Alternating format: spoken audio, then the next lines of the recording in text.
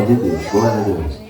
Eu quero convidar aqui, irmão, no nome de Jesus, a missionária Evangila. Ela vai orar e o pastor vem ministrar a palavra do Senhor. Glória a Deus. Hoje se trata de um culto de Santa Ceia, irmão. E os irmãos sabem que hoje é um ato supremo. Dois atos que nós já estamos comemorando nesta noite: a morte de Cristo e a ressurreição. Que nesta noite os irmãos possam saber que estamos cercando a mesa do Senhor e que faz notório todo crente fazer uma reflexão para que nesta noite possa participar do corpo e do sangue do Senhor.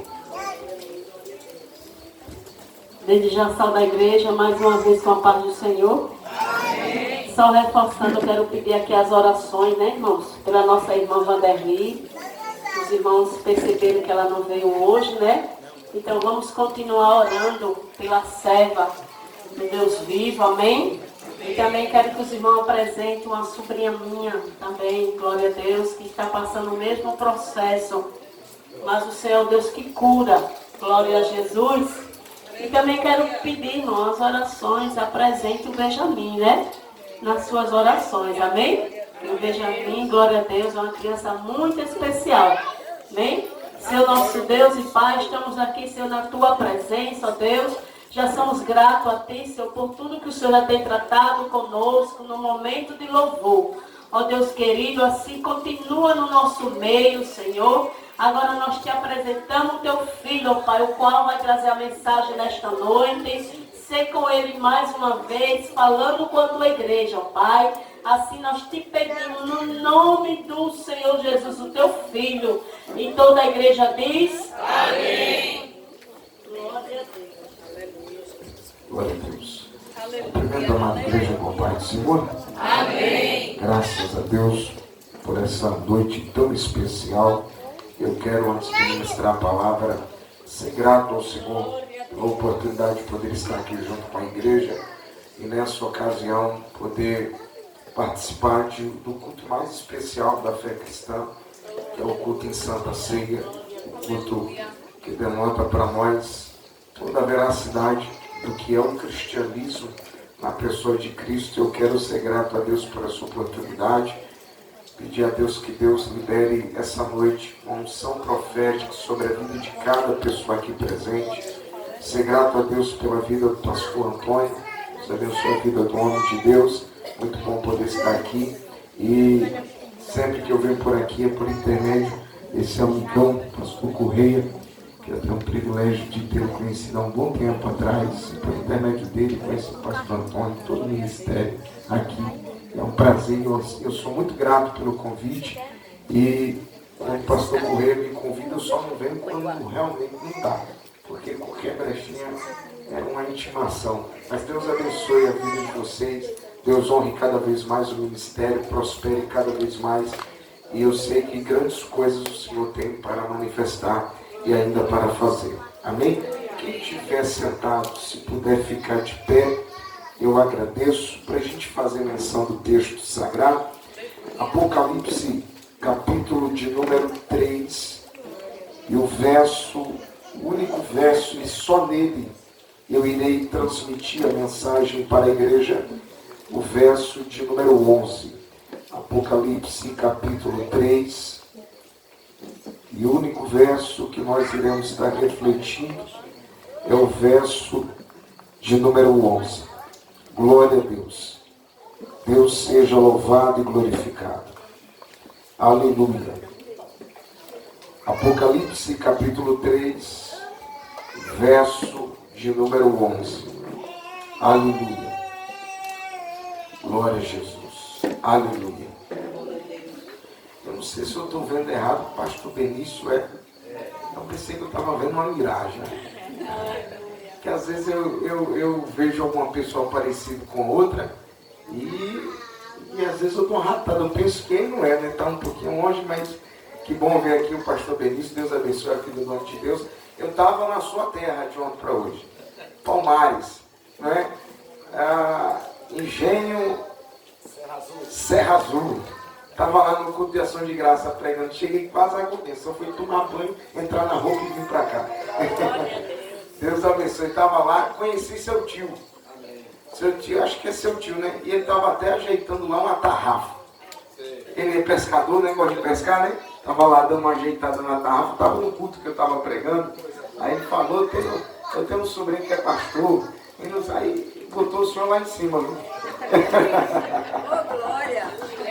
Deus abençoe poderosamente. Graças a Deus. Apocalipse capítulo 3, verso de número 11. E quem achou, diga amém. Amém. Olha o que o texto diz. Eis que em breve eu venho. Retém o que tens, para que nenhum homem tome tua coroa. Nós temos 4 tempos nesse texto aqui. Primeiro, eis que em breve eu venho. Repita comigo, eis que em breve eu venho. Eis que em breve eu venho. O segundo tempo do texto é esse aqui. Retém o que tu tens. Retém o que tu tens. O terceiro tempo do texto, para que nenhum homem tome. Para que nenhum homem tome. E o quarto tempo do texto é tua coroa. Tua coroa. Pode tomar seu assento, por favor. Aleluia. Glorificado seja o nome do Senhor. Redobre sua atenção, eu tenho uma palavra de Deus e uma das principais mensagens que a igreja precisa ouvir. Uma das principais mensagens que a igreja santa, ela precisa assimilar. E toda atenção é pouca quando a gente para. Agora ficou muito bom. Abriu mesmo o som. Tirou um pouquinho no grave e botou. Agora, se for muito agudo, vai dar microfonia. Glória a Deus. Aleluia. Pois bem, nós temos aqui um texto. E esse texto aqui, na verdade, é um alerta para a igreja. E nós temos essa primeira parte do texto, que vai nos dar uma conotação muito séria. Uma mensagem muito séria para a igreja. E nós temos essa primeira parte que ele declara: eis que em breve eu venho. Quando o Senhor vai se utilizar desse texto aqui, é muito claro e muito simples de entender que ele está falando para a igreja situada na cidade de Filadélfia. A igreja que está em Filadélfia, ela vai receber a mensagem de Deus. E a primeira verdade dessa primeira parte do texto que grita para mim é que o que o Senhor está falando aqui não é para o ímpio, não é para o afastado, é para a igreja. A mensagem que ele vai dar aqui, ela é de maneira secundária para o ímpio, para o afastado, para o não cristão. Mas em primeira instância, em primeiro ponto, Cristo está falando com a igreja. Ele está alertando a igreja. Ele está manifestando a sua voz à igreja. Ele está dizendo à igreja em Filadélfia: vocês acordem, vocês estejam apercebidos, vocês estejam de pronto atendimento, porque eis que em breve eu venho. O texto é muito claro, a mensagem é para a igreja. Tem pessoas que querem fugir da sua própria responsabilidade como igreja. Mas há um peso de responsabilidade para todos aqueles que confessaram Cristo, que tem o nome escrito no livro da vida e que comungam da fé cristã. Eu entendo de maneira muito clara, essa mensagem ele não está falando para quem está fora da comunidade, ele está falando para quem está dentro da comunidade. O alerta é expressivo. Só que dentro desse alerta vem uma segunda verdade ainda no primeiro tempo do texto. Porque ele vai se utilizar de maneira tão pontilhada. Ele vai se utilizar da fidelidade à sua promessa. Porque ele vai prometer para a igreja e vai prometer de maneira categórica. Ele vai dizer: a minha promessa vai se cumprir. Eu vou voltar para levar a minha igreja. A minha promessa vai ser manifesta. A minha promessa vai cumprir. Você percebe que tem gente que nem espera mais Jesus voltar. Tem gente que está vivendo como se Cristo não fosse voltar e a última trombeta não fosse tocar mais. Você percebe? Na roda dos crentes se fala de tanta coisa e o último assunto, e quando coloca-se em pauta Jesus vai voltar, crente. É um negócio que está ficando cada vez mais frio na alma de algumas pessoas. Mas eu vim aqui e eu não paro de pregar. Prego isso há 17 anos da minha vida e estou tão vivo para pregar hoje como antes, porque eu creio na promessa. Eu sei que essa promessa vai cumprir. E se eu chegar a fechar os olhos e morrer antes de ver ela se cumprir, eu morro dizendo, ela vai acontecer. Algumas pessoas não estão acreditando mais, mas Deus, Ele é fiel a cumprir aquilo que Ele fala. Por exemplo, Números 23, 19. Deus não é homem para que minta, nem filho do homem para que se arrependa. Porventura, tendo falado, não fará, ou prometido e não cumprirá. A própria Bíblia diz em Isaías 40, verso 8, seca-se a erva e cai a sua flor, mas a palavra do Senhor, ela vai permanecer para todo sempre.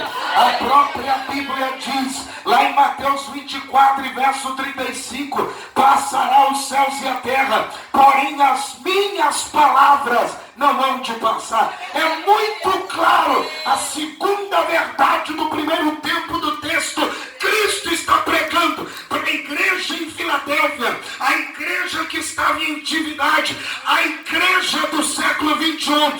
A pregação dele é essa: não desanime, não varie em pensamento, não esqueça, eu cumprirei a promessa da minha volta e eu vou levar a igreja.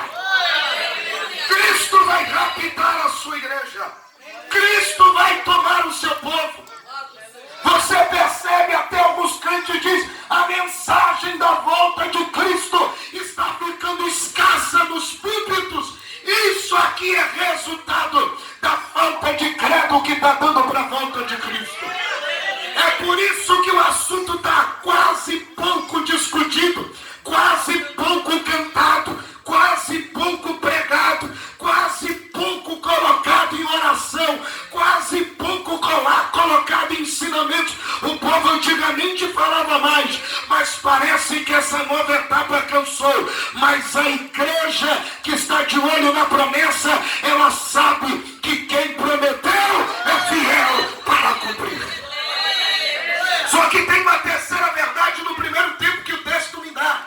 E a terceira verdade que o texto vai me dar é que ele diz assim: eis que em breve, ele fala de tempo, eis que em breve eu venho. Ele está estabelecendo o tempo, ele está baseando aqui o tempo, ele está estabelecendo o tempo. Eu sei que algumas pessoas não interpretam de maneira coerente e direita a questão do tempo que Cristo próprio sabe da sua vida, quando pega o texto de Mateus 24 e o verso 36 e vai dizer, nem o Filho do Homem sabe o dia que ele vai voltar. Não, crente, quando ele pregou isso, ele pregou em carne e osso, humanamente falando. É um pecado eu dizer que ele não sabe aquilo que vai acontecer. Cristo é Deus, sim ou não? Sim. Cristo é Deus. Sim. Só uma pergunta de novo, Cristo é Deus? Sim. Se ele é Deus, ele é onisciente, onipotente, onipresente. Se ele é onisciente, ele sabe todas as coisas. Se ele é onipotente, ele pode tudo. Se ele é onipresente, está em todo lugar ao mesmo tempo. Cristo já tem o tempo determinado da sua volta. E quando ele vai falar do seu tempo, quando ele vai estabelecer o seu tempo, ele não diz assim, será no dia tal, na hora tal, no mês tal. Não, ele vai estabelecer, não na ideia de tempo humano, mas na ideia que estabelece a eternidade de Deus. Deixa eu te dizer um negócio. Existem dois tempos na Bíblia. Existe o tempo do grego cronos, cronologia, o tempo de data, horas, minutos, segundos, milésimos, centésimos, o tempo que estabelece estações, o tempo que rege a vida do ser humano. Esse texto originalmente na fala no grego, ele não está estabelecendo cronologia humana. Deus não está datando a hora que ele vai voltar na ideia da cronologia humana. Pelo contrário, ele usa aqui o kairos, que é o tempo dele que é estabelecido na eternidade e que se manifesta através de propósito. Deus não disse a hora na ideia humana, mas ele tem o seu propósito profético dentro da janela da eternidade. A terceira verdade do primeiro tempo do texto que nós lemos é essa: Cristo, ele já tem a hora certa, e a hora certa é dele, e é um mistério para a igreja, porque ele não quer gente forçosamente, ele quer gente de todo o coração. Agora faz uma comparação comigo. Tem paciência comigo, vai ser só Bíblia, só sem pregar Bíblia. Vai vendo que coisa interessante. Hoje é dia 6 de agosto. 8h46 da noite. 8h46 da noite. 6 de agosto. 8h46 da noite. Imagine só que ele dissesse assim, nesse texto. Dia 6 de agosto de 2023. 10h30 da noite. Podem registrar aí. O Filho do Homem vai voltar para levar a igreja. Como estaria a terra? Eu vou lhe explicar. A maioria, quase 100% da raça humana, estaria tomando cachaça até essa hora. Estaria curtindo. Pastor, não faria isso, sou crente, conversa. A gente é atraído pelo mistério que gera temor na ideia da hora que a gente não sabe. E isso promove em nós temor. Porque a gente tem que ser crente toda hora. Percebeu, não? Se ele estabelecesse o dia e a hora na cronologia humana, as pessoas quando dessem 10 horas iam começar a se arrepender. Alguns faltando 30 segundos para a hora que Jesus bateu ia se arrepender. E Deus, ele é Senhor, se arrepender de todo o coração. Ele perdoa porque ele perdoou o ladrão na cruz e salvou em plena cruz do Calvário. Ele perdoa, ele restaura. Só que o que ele estabeleceu no tempo da volta dele, ele disse assim: não dou a data, não dou a hora, eu dou um mistério. Vou vir quando ninguém está aguardando. Vou vir como ladrão. Vou vir numa hora que ninguém espera. Vou vir numa hora que vai ser susto para quem está pronto e para quem está despreparado. Eu não vou dizer o dia nem a hora, porque eu não quero ninguém de maneira forçosa. Eu quero gente de todo o coração. Eu quero gente por amor. Eu quero gente por fé. Eu não sei você, mas eu não vim para este culto obrigado. Eu vim aqui em livre, espontânea vontade, porque essa é a vontade do Espírito Santo. É por isso que quando se fala da volta dele, ele não dá o tempo. Imagine só, ele não deu o tempo e a coisa está do jeito que está. É a época que estão trocando casamento como se troca de roupa. É a época que alguns é crente na igreja, acabou o culto, não é mais crente. É gente que com a mesma boca que dá glória, a mesma que chama palavrão. Você percebe? A mesma que dá glória a Deus é a mesma que conta piada imoral. Você percebe o negócio? A mesma que dá glória a Deus é a mesma que promulga fofoca. E pensa uma desgraça é a fofoca. E pensa uma coisa ruim. E o diabo sabe, e isso é estratégia antiga, ele sabe como prejudicar serviços. E serviços são prejudicados dentro da obra do Senhor de maneira mais clara, através de conversa fora de contexto, de fofocada, de críticas destrutivas que acaba ruindo e azedando e destruindo e apodrecendo a fé. Você percebe o negócio? Então veja, se Cristo não estabeleceu cronologicamente para o homem na época, a coisa a coisa está do jeito que está. Imagine se ele desse a hora. Como não estaria, crente? Eu já tive que parar a briga de crente, eu pregando dentro de igreja.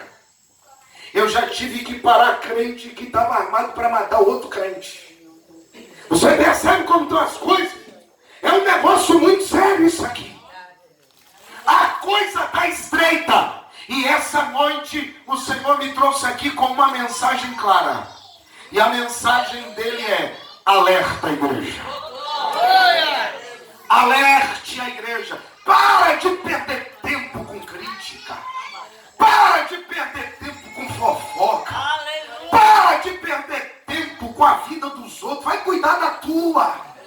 Vai orar, vai consagrar, vai jejuar, vai pregar a palavra, vai ganhar almas, faz vigília você e Deus na tua casa, vai estudar a Bíblia, vai botar louvor, se aplica a cuidar da tua família, se dedica ao teu trabalho secular, vai viver a vida que Jesus te deu de maneira santa, com temor, porque quando a última trombeta tocar, o teu nome está vivo no livro da vida e o Senhor vai te tirar da terra e vai te levar para o céu. Quem pode levantar a mão e dar glória?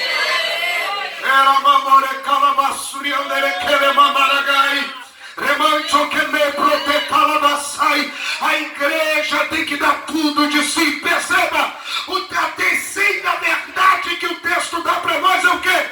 Tempo. E um tempo que não é estabelecido para a ideia humana, você nunca vai saber. Não dá para entender o dia e a hora. Dá para conhecer a prévia, mas o dia e a hora não. Ele pode voltar agora no meio do culto. E se ele voltar agora, ele não é injusto. Tem todo o direito de voltar agora. Ele pode voltar nessa madrugada. E se ele voltar, ele tem todo o direito de voltar de madrugada. Ele pode voltar amanhã de manhã, amanhã à tarde, ou qualquer dia desse ano, ou daqui a alguns anos para frente. A hora que ele voltar vai ser a hora que ele vai ter cumprido todas as profecias estabelecidas de maneira prévia, que estabelece de maneira prévia o anúncio da sua volta e consequentemente o cumprimento dela. O tempo é a terceira verdade da primeira parte do texto. E é dentro desse tempo que nós temos as duas fases da segunda vinda de Jesus. Aleluia. Jesus já veio uma primeira, sim ou não? Em carne e osso. Viveu 33 anos e 6 meses aqui. 3 anos e meio de ministério. Com 3 anos e meio de ministério, revolucionou o mundo e as gerações posteriores. Olha a igreja aqui presente. Nós somos pelo menos 1 bilhão de cristãos na terra. É um bocado de gente, mas ainda é insuficiente. Porque ao passo que tem 1 bilhão de crentes que confessam a fé em Cristo, tem 6 bilhões de pessoas que ainda precisam confessar a fé em Cristo. O trabalho ainda é árduo, é muito comprido. Então perceba, nós temos que compreender que há duas fases na segunda vinda de Jesus. O Senhor vai voltar ainda nessa segunda vinda dele e estabelecer duas fases. Na segunda vinda dele tem a primeira fase. Qual é? Só para a igreja. A segunda fase vai ser para todo olho ver. O texto é muito claro. A primeira fase de Cristo é no mistério, só para a igreja. E essa primeira fase da segunda vinda de Jesus, que a gente estabelece como arrebatamento da igreja. Alguém já leu, por exemplo, 1 Tessalonicenses capítulo 4, versículos 16 e 17. A Bíblia vai dizer como será o arrebatamento da igreja. Ele disse assim: o mesmo Senhor, Jesus, descerá do céu. Cristo vai descer do céu, parar no cosmo, que é o segundo céu que tem, que estabelece os 3 céus dentro da criação eterna de Deus. Ele vai parar no cosmo. Satélite não vai detectar, tecnologia não vai detectar, porque ele veio como ladrão para raptar a sua igreja na calada das suas ações proféticas. Aí o texto vai dizer: primeiro haverá um alarido, que alarido, pastor? Estrondo. Depois, voz do arcanjo, Mateus 25, aí vem o noivo. E terceiro, trombeta de Deus, todo rei é amparado por trombeta. Quando a última trombeta tocar, haverá um anúncio. E depois disso aí, haverá o arrebatamento da igreja. Só quem vai ouvir o estrondo, só quem vai ouvir a voz do arcanjo, só quem vai ouvir a trombeta, a igreja salva, a igreja viva, cujo Espírito Santo habita nela, cujo Espírito Santo está nela, o Espírito que habita na igreja, vai fazer a igreja compreender que o noivo chegou, e chegou a hora de abandonar a terra e ir para a eternidade da glória com ele. Olha que incrível, crente! Quando isso aqui acontecer, haverá um mistério extraordinário na terra. Esse mistério extraordinário de Deus aqui na terra, que através desses sinais, quem vai ouvir eles? A igreja são os judeus para cumprimento profético e para sinal para eles, mas eles não vão entender ainda. Vai ser um sinal vindo do alto, mas o mistério vai ser esse. A Bíblia diz: primeiro, quem morreu em Cristo vai ressuscitar primeiro. Ninguém vai ver corpo de morto andando na rua, porque não é o The Walking Dead, os mortos vivos. Não, crente. Isso aqui, morreu em Cristo, isso aqui é uma aplicação da palavra para estabelecer pessoas que foram fiéis a Cristo até a morte e foram guardados no ambiente prévio ao céu, que é o seio de Abraão. E seio de Abraão não é lugar para ninguém dormir, porque lá não tem lençol espiritual, colchão espiritual, nem trave seio espiritual para ninguém dormir lá não. Crente que está lá, salvo, não está dormindo coisa nenhuma. Está cultuando ao Senhor, está exaltando ao Senhor, está em comunhão com o Senhor. Como é o seio de Abraão? O seio de Abraão é tirado, a ideia que Jesus pregou em parábola, é tirado da cultura familiar judaica. Como? Mesa rente ao chão. Essa era a mesa deles. Comida na mesa.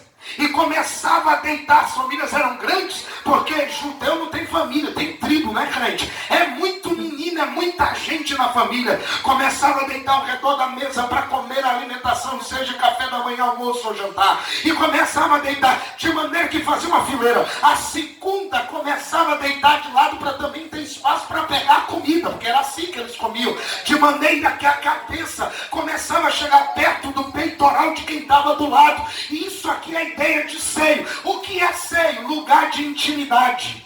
Lugar de intimidade. Dentro da intimidade tem o quê? Lugar de privilégio. Privilégio do quê? Mesa. Mesa é lugar de provar de algo seleto. Ou seja, é lugar de seletividade. Não tem nada a ver, porque tem gente que pega a pregação de Salomão e diz assim: Salomão pregou dizendo que a alma dorme, então quem morreu em Cristo está dormindo. O sono que ele vai falar não é sono literal, é descanso dessa vida fatídica que nós temos aqui.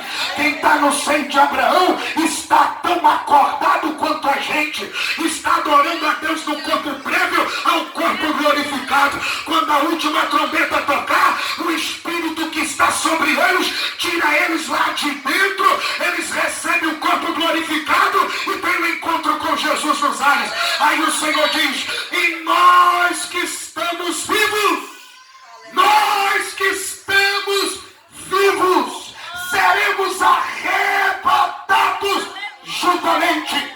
Ou seja, todos que estiverem em carne e osso, com o nome escrito no livro da vida, todo ser humano achado no estado de inocência será tirado dessa terra em uma ação de arrebatamento. O que é arrebatamento? Tomado com violência, tomado de maneira rápida, é desaparecer de maneira rápida. O arrebatamento não vai ser feito anjo colhendo o crente que o Senhor quer. Não! Porque a velocidade de um anjo é de 1 segundo para chegar em qualquer lugar. As literaturas do testemunho de Jeová estão erradas.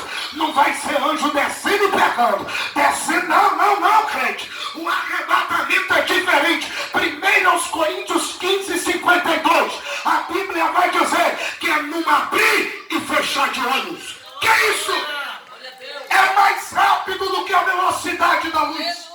7,3 milésimos de um segundo é mais rápido do que a velocidade da luz. O que é isso, pastor? Quem vai arrebatar a igreja pela ordem de Cristo é o Espírito que está nela. O Espírito que está nela, que é o Deus Espírito Santo, vai fazer todos os crentes da terra na mesma hora desaparecerem. Só vai ficar roupa o que é coisa física, porque o corpo será transformado em um corpo glorificado e vai ver Jesus face a face diante dele, adorando e glorificando ao seu nome. Veja como vai ser a primeira fase vinda de Jesus. O mistério é esse. Se é para estar pronto, esteja agora. Tem gente que ora dizendo, Deus me apronta. Tem gente que canta, eu vou me preparar. Se não viver uma vida pronto, vai perder o arrebatamento. Igreja salva não vai. Igreja salva é. Igreja salva não vai lavar as vestes. Igreja salva tem que ter vestes lavadas. Porque vai ser uma surpresa terrível na terra quando isso aqui acontecer. Quem pode dar glória a Deus? A primeira fase da segunda vinda de Jesus vai ver tempo. Esse é o tempo profético de Deus. Quando a igreja for salva, o que vai acontecer? Casamento da noiva com o noivo. Mesa do Oriente ao Ocidente. Todo mundo sentado numa mesa. Deus servindo a Cristo, servindo todos na mesma hora. 7 anos de festa. Quantos anos de festa? 7 anos de festa na terra. Segundo tempo dessa ação profética da segunda fase de Jesus. 7 anos de tribulação na terra. Vai se cumprir o tratado de paz de Daniel 9:27. O anticristo vai assumir o governo mundial. E nós estamos vendo a prévia deles aí acontecendo. Uma dessas coisas é a unificação de religiões que estão tentando abafar os princípios do cristianismo. Tudo isso está promulgando e preparando o sistema político que a gente está vendo no Brasil e outros países. Estão sendo prefigurados e preparações para o aparecimento do anticristo, e contra isso não dá para correr. Mas uma coisa eu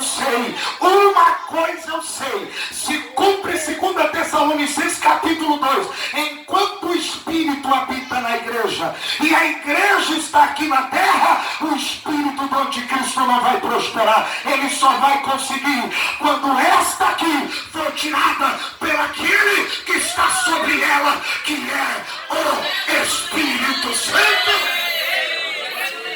Agora veja, a segunda fase vai acontecer e ninguém vai correr dela. A Bíblia vai mostrar para nós. O tratado de paz vai acontecer. O anticristo, que vai ser o todo judeu ou meio judeu, não vai ser casado, não vai ter nenhum tipo de relacionamento, nem hétero, nem homoafetivo, nada. Ele vai ser amigo da religião.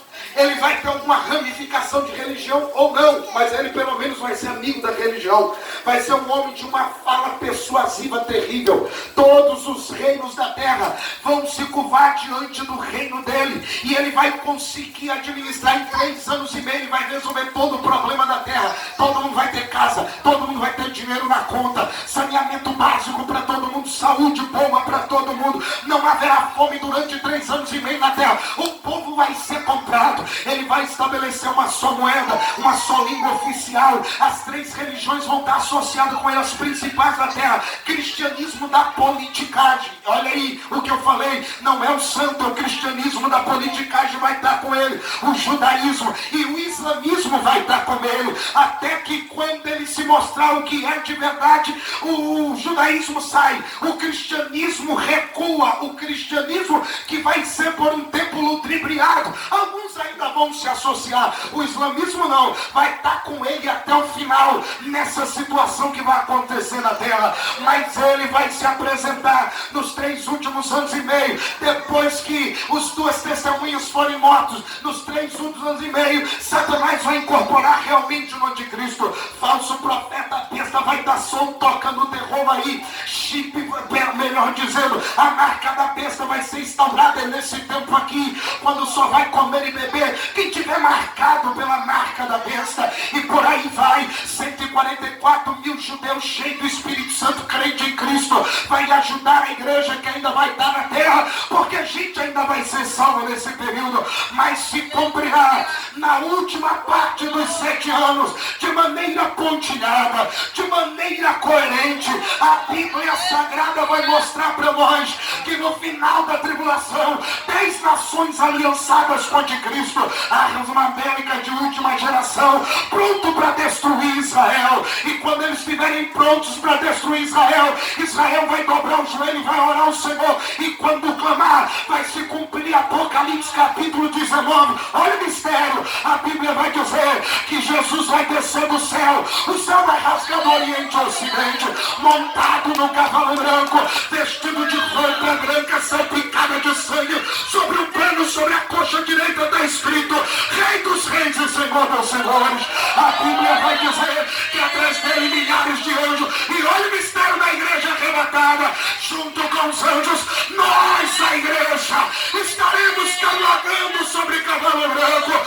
Ele vai parar no alto do céu. As câmeras televisivas vão mostrar toda a visão. A Bíblia vai dizer, Zacarias capítulo 14, que ele desce do céu. Ele pisa no Monte das Oliveiras. O Monte das Oliveiras vai se fender de dois lados. E a Bíblia diz em 2 Tessalonicenses 2, que pelo sopro da boca dele, ele vai limpar o céu de Israel.